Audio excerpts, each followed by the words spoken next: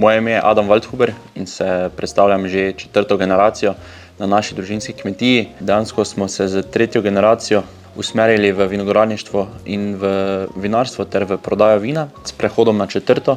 pa smo se usmerili tudi v vinski turizem, tukaj za izgradnjo nove kleti in turističnega objekta z namestitvijo, kjer gostimo goste in jim ponujamo vrhunsko izkušnjo, tako vinsko kot tudi kulinarično, tukaj med Svečinskimi vinogradi. Tako meni kot tudi mojim stanovskim kolegom moje generacije iz vinarske sekcije nam ogromno pomeni ta kultura pitja vina in da se to širi tudi med mlajšo generacijo pivcev.